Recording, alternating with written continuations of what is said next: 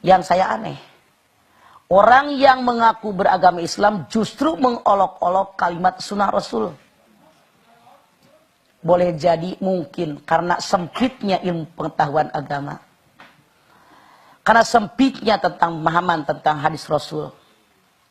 Betapa banyak di mana-mana sekarang yang mengatakan sunnah Rasul seperti tadi. Masya Allah, ini miris buat kita. Sedih buat kita. Rasul yang seharusnya diagungkan oleh kita, tapi dilecehkan oleh umat Islam sendiri. Bagaimana tidak dilecehkan?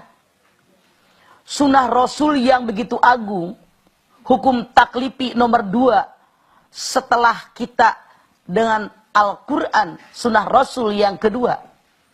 Kenapa sunnah Rasul diidentikan dengan berhubungan badan suami istri? Ini yang sangat salah. Seolah-olah kalau menyebut seperti itu, Nabi itu seolah-olah disebutnya doyan kawin, doyan berhubungan badan. Ke situ kan larinya. Itu penghinaan. Itu pelecehan kepada diri Rasulullah dan juga kepada sunnah Rasul. Ini berawal dari ada orang yang mengatakan, dalam tanda kutip, ada orang yang mengatakan hadis katanya, barang siapa yang berhubungan badan pada malam Jumat, itu sama dengan membunuh 100 orang Yahudi. Masya Allah. Ini bukan hadis. Diusut dalam kitab hadis yang manapun ini tidak ada. Ini karangan orang-orang yang tidak bertanggung jawab. Anda bayangkan, masa iya sih pakai otak sehat? Masa iya sih berhubungan badan sama dengan membunuh Yahudi 100 orang? Apakah Islam memerintahkan membunuh orang-orang Yahudi? Tidak. Kita lihat sejarah. Ketika Rasulullah dengan para sahabat memotong korban, Rasul tanya sama sahabat, mana tadi daging kambing yang sudah dipotong-potong tadi sebelah sana ya Rasulullah? Bungkuskan dulu buat tetanggaku yang Yahudi. Ngerti maksud hadis ini? Ini baru hadis. Rasul mengajarkan walaupun tetangga kita orang Yahudi, kalau kita motong korban, mereka bagi karena ada hak sebagai tetangga. Di kita banyak yang salah paham. Jangan dibagi, dia mah orang kontrakan, belagu banget orang aslinya. Saya tidak bercanda, kenyataan kok di Betawi banyak yang begitu. Saking bodohnya nggak ngerti agama. Rasul sendiri ketika motong korban, dia minta sama sahabatnya, bungkusin dulu tuh buat tetanggaku yang Yahudi. Saya ambil contoh lagi. Saya yakin Anda pernah mendengar kabar ini. Rasulullah SAW itu setiap hari di pasar nyuapi kakek-kakek buta yang orang Yahudi. Pada setiap saat nyerocos keluar dari mulut orang buta Yahudi peminta-minta tadi. Jangan kalian dekati Muhammad, dia menghancurkan kita, dia bawa ajaran tidak baik. Jangan kalian dekati dia, jangan sampai kalian terpengaruh dengan dia. Ngomong seperti itu. Udah mah Yahudi buta, peminta-minta, kakek-kakek, mulutnya menghina Nabi, tapi Nabi sejarah mengatakan tiap hari nyuapin orang tadi. Bahkan ketika Rasul meninggal dunia, digantikan oleh Abu Bakar Siddiq, nyuapin dia kaget. Siapa kamu? Aku yang biasa menyuapimu tiap hari. Bukan. Yang biasa menyuapiku tiap hari lemah lembut. Dengan belian yang bagus. Nyuapinya juga nggak seperti ini. Kaget Abu Bakar. Anda bayangkan. Apakah mungkin orang berhubungan badan disamakan dengan membunuh Yahudi 100 orang?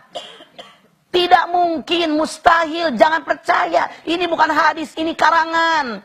Karangan orang-orang yang tidak bertanggung jawab. Yang ingin menghancurkan Islam. Mereka menghina Rasulullah. Seolah-olah yang namanya sunnah Rasul itu hanya berhubungan badan. Pemirsa Indosiar, saya mohon siapapun Anda stop. Jangan sekali-kali Anda katakan hubungan badan di malam Jumat itu sunnah Rasul. Stop. Itu penghinaan kepada agama Islam. Stop. Dosa hukumnya kita. Melecehkan Rasul sendiri. Bukankah Islam mengajarkan kalau malam Jumat dan hari Jumat Sayyidul Ayyam, puncaknya hari, penghulunya hari, yang paling agung di antara hari-hari yang lain, buat ibadah. Ini yang benar. Perbanyak baca Al-Quran, perbanyak baca surat Kahfi, surat Ar-Rahman, perbanyak salawat Nabi, perbanyak zikir, perbanyak sedekah. Itu yang benar yang Rasul perintahkan kepada kita. Sekali lagi saya katakan stop.